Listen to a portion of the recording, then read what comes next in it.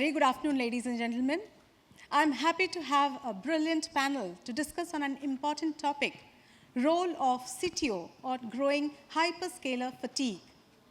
In the face of growing hyperscaler fatigue, a CTO, that is Chief Technology Officer, plays a critical role in navigating the complex decision between on-premises data centers and cloud solutions. This shift back to on-premise data centers is driven by a combination of financial, operational, and strategic factors. By reevaluating their infrastructure needs and leveraging on-premise solutions, organizations aim to achieve greater control, security, and efficiency in their IT operations.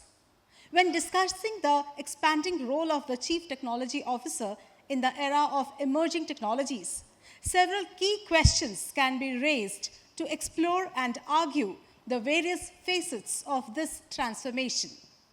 As we all know, we have a brilliant panel of Mr. Vijay Sethi, Mr. Sourav Das, Mr. Vinod Gupta, then Mr. Akansha Kumar, Mr. Pankaj Mittal, and Mr. Sandeep Sengupta.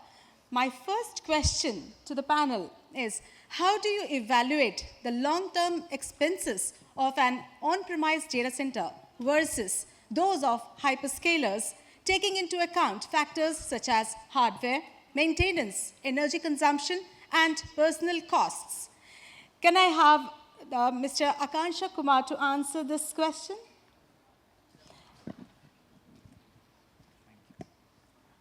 Is it audible? Yeah. So there are multiple dimensions to look at it, right? I mean, you have to look at the expenses, which is the CapEx, the OpEx, right? And then the level of scalability that you actually need for the apps in the organization.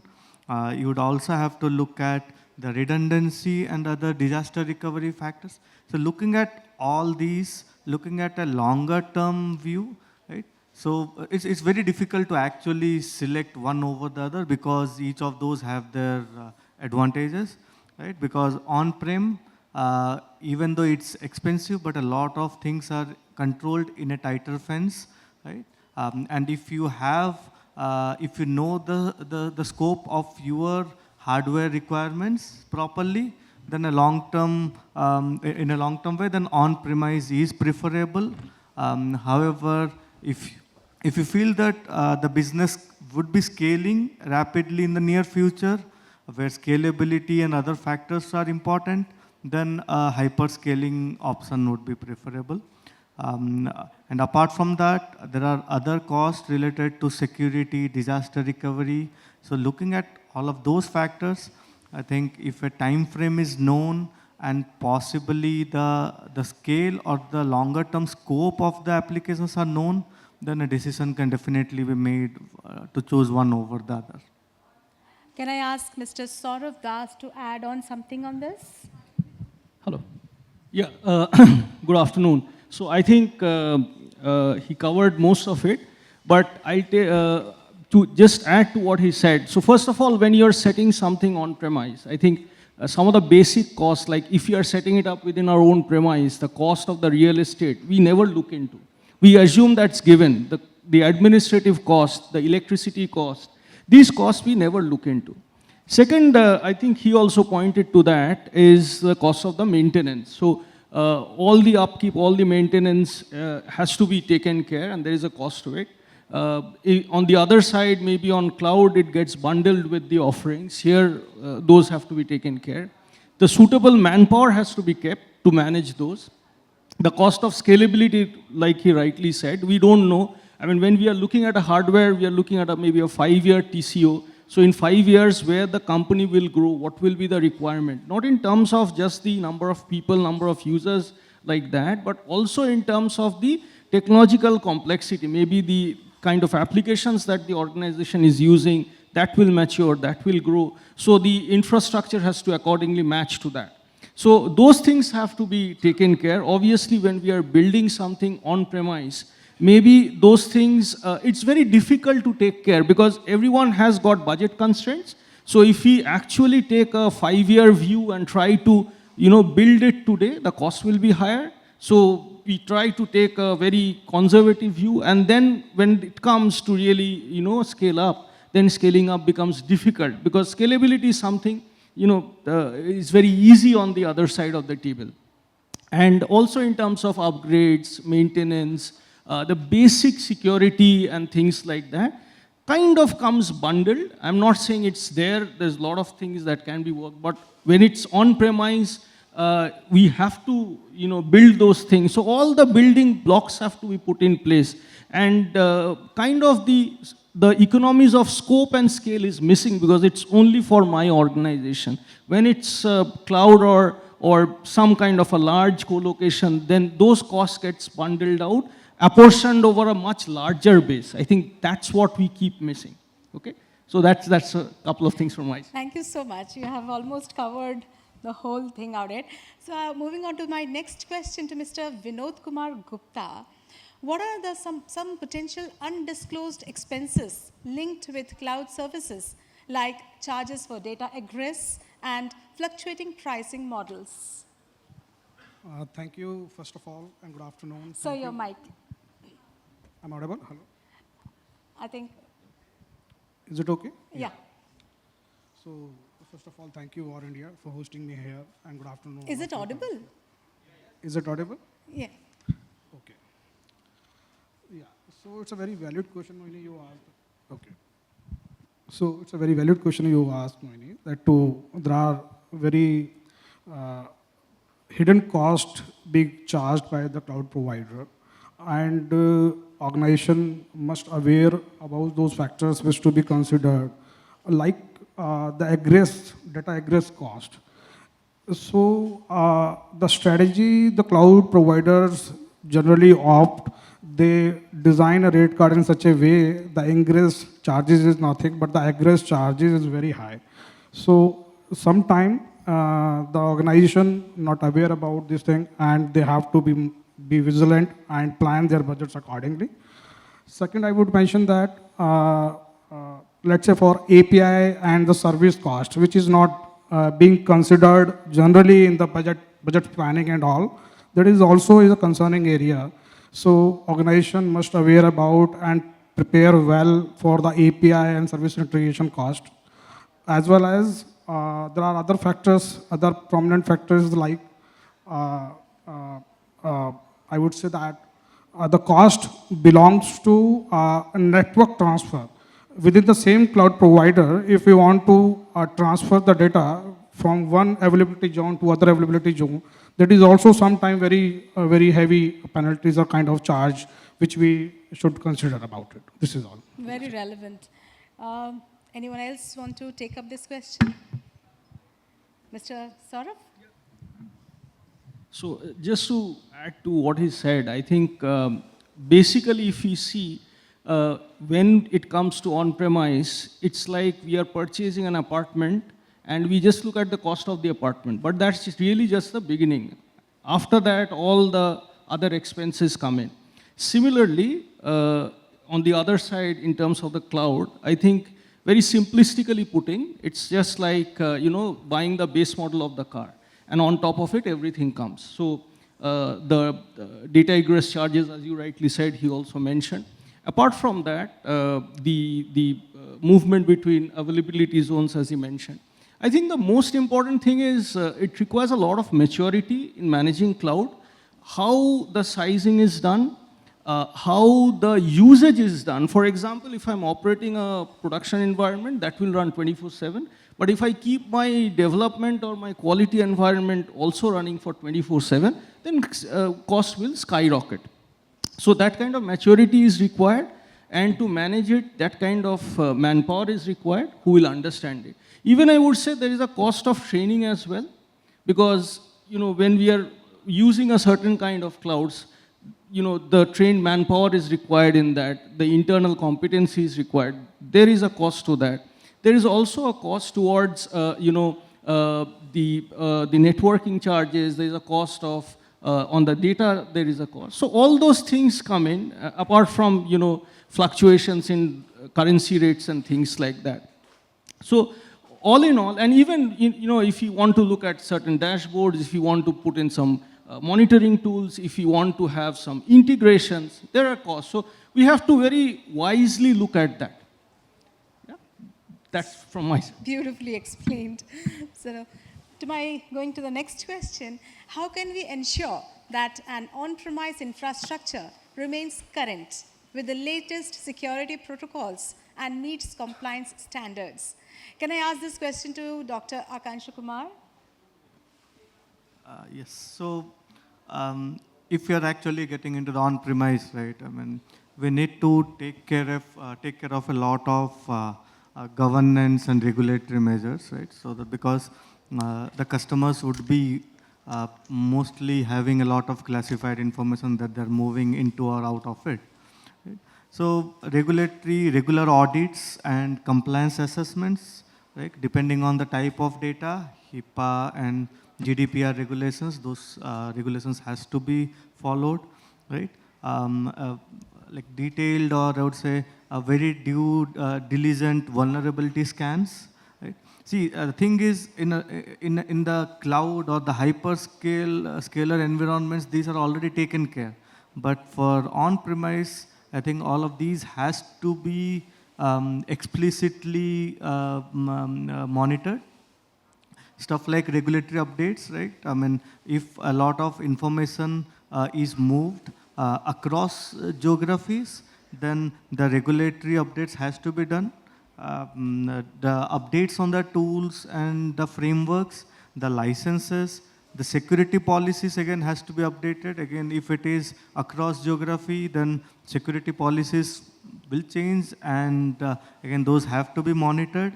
Incident monitoring, right? And we all know, right? I mean, incidents, or there are adversaries who are like always proactive in terms of finding ways to hack into the system, right? So incident monitoring and updating the incident prevention systems is again one of the aspects. So see, all of these have to be explicitly taken care.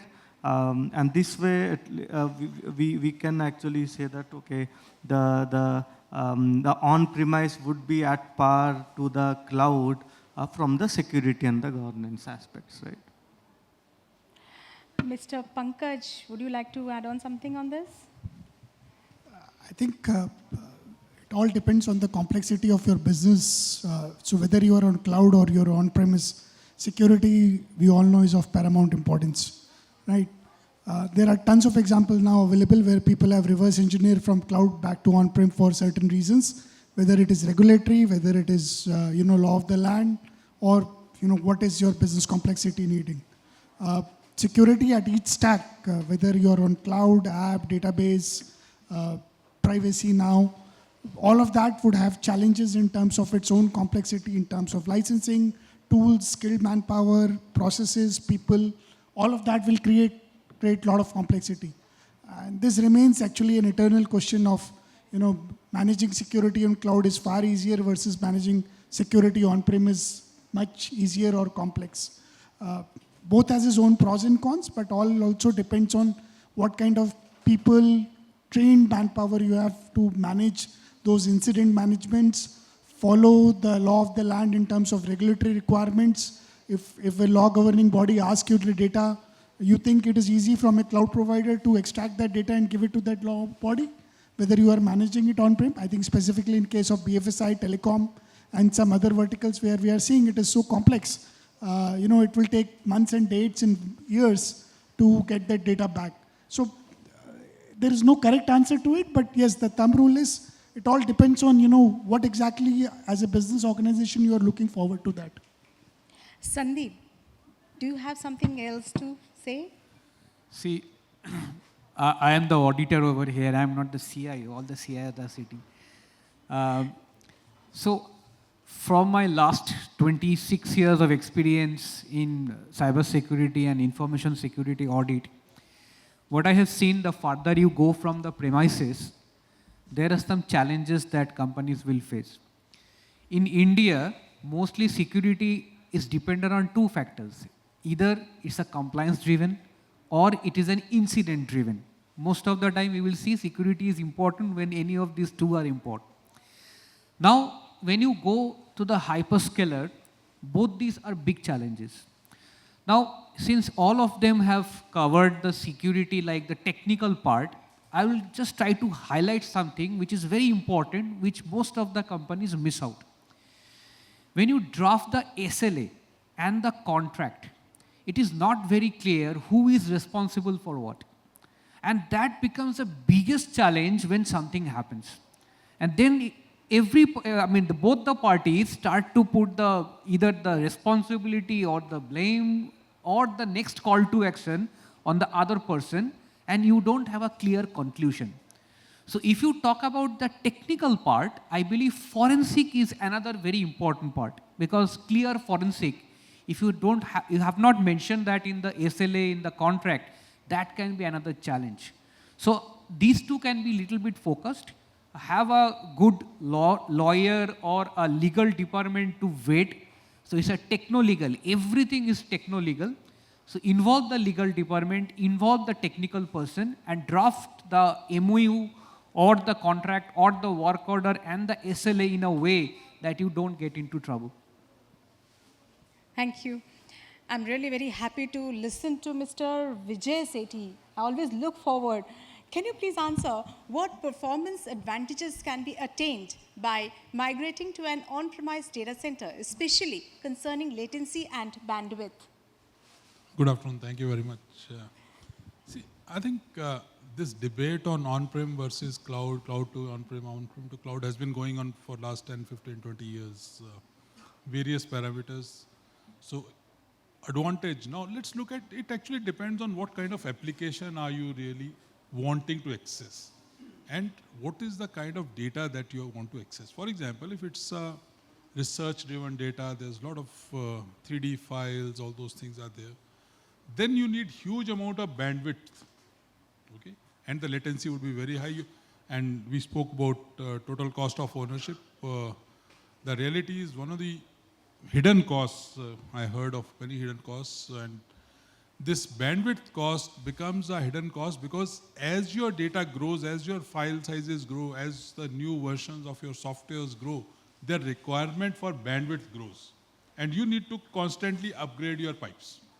And your users at the other end are also now, everyone wants a much better experience. So earlier it used to take me, say, 1 second to get a click. Now after 10 milliseconds, I feel frustrated. Why is it taking so much time? So that leads to increased bandwidth.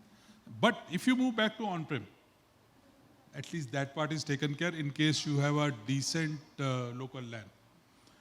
Latency, bandwidth does impact in these kind of softwares, but in case you have those kind of softwares where the amount of data is not very high, or with the user spread all over, for example, if it's a CRM software, it doesn't actually make any difference whether you are on a on-prem or a cloud environment. So latency, bandwidth, the two points that you raised, to my mind, it is not, you can't really say that this is good or this is bad. It depends on the application. It depends on what kind of access and who are accessing and from where are they accessing. If I have a huge factory or huge office where maybe 40% of my people are accessing from that, why should each and every data go to cloud? It increases my cost. So that's all we have to look at. Mr. Sourav Das, what is your perspective on this? See, I think more or less all the points are covered. As I said, I think we have to take a very holistic view. It's very important to understand what is it that we want to achieve. See, a discussion between on-prem and cloud cannot be based only on CapEx and OpEx.